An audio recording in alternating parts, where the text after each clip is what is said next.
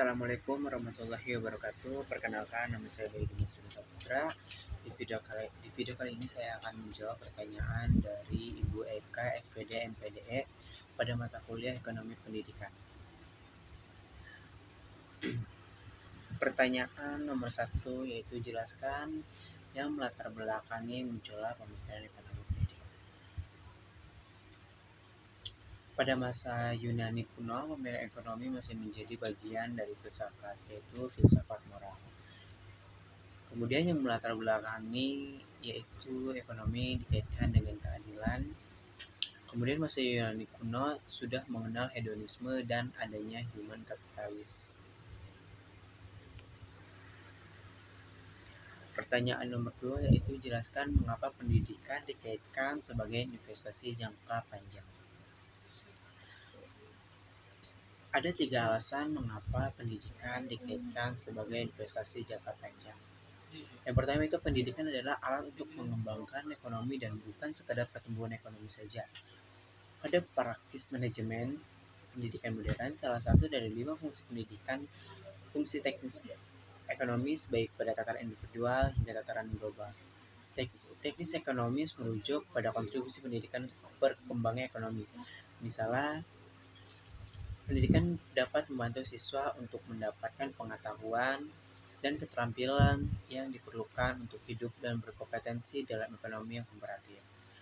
Secara umum terbukti bahwa semakin berkependidikan seseorang, maka tingkat pendapatannya semakin baik. Oleh karena itu, salah satu tujuan yang harus dicapai oleh pendidikan adalah mengembangkan keterampilan hidup. Para penganut teori human capital berpendapat bahwa pendidikan adalah sebagai investasi sumber daya manusia yang memberi manfaat moneter ataupun non-moneter. Manfaat non-moneter dari pendidikan adalah diperolehnya kondisi kerja yang lebih baik, kepuasan kerja, efisiensi konsumsi, kepuasan menikmati masa pensiun, dan manfaat hidup yang lebih lama karena peningkatan gizi dan kesehatan. Sumber daya manusia yang berpendidikan akan menjadi modal utama pembangunan, terutama untuk mengembangkan ekonomi. Semakin banyak orang yang berpendidikan, maka makin mudah suatu negara untuk membangun bangsanya. Hal ini dikarenakan telah dikuasainya keterampilan. Kemudian yang kedua yaitu investasi pendidikan memberi nilai balik atau rate of return yang lebih tinggi daripada investasi fisik di bidang lain. Pada nilai balik, pendidikan adalah perbandingan antara total biaya yang dikeluarkan untuk membiayai pendidikan dengan total pendidikan yang akan diperoleh setelah seorang lulus dan memasuki dunia kerja. Di negara-negara sedang berkembang umumnya menunjukkan nilai balik terhadap investasi pendidikan relatif lebih tinggi daripada investasi modal fisik, yaitu 20% dibanding 15%.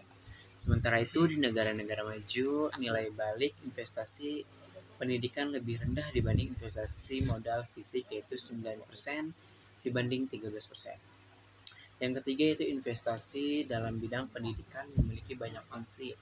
Selain fungsi teknis ekonomis, yaitu fungsi sosial ekonomis, yaitu fungsi politis, fungsi budaya, dan fungsi kependidikan. Yang pertama itu ada fungsi sosial kemanusiaan. Merujuk pada kontribusi pendidikan terhadap perkembangan manusia dan hubungan sosial pada berbagai tingkat sosial yang berbeda.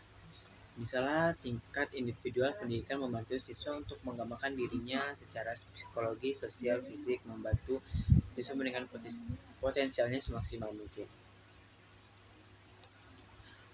Kemudian fungsi politis merujuk pada sumbangan pendidikan terhadap perkembangan politik pada tingkatan sosial yang berbeda. Kemudian ada fungsi budaya merujuk pada sumbangan pendidikan peralihan dan perkembangan budaya pada tingkat sosial yang berbeda. Pada tingkat individual, pendidikan membantu siswa untuk mengembangkan kreativitasnya. Yang terakhir yaitu fungsi kependidikan merujuk pada sumbangan pendidikan terhadap perkembangan pemeliharaan pendidikan pada tingkat sosial individual. Pendidik membantu siswa belajar cara belajar dan guru cara mengajarnya. Kemudian pertanyaan yang ketiga yaitu berikanlah gambaran pendapat saudara mengenai pasar tenaga kerja terdidik di Indonesia. Menurut saya, pasar tenaga kerja terdidik di Indonesia atau skill labor market adalah pasar tenaga kerja untuk mempertemukan permintaan dan penawaran atas tenaga kerja terlatih.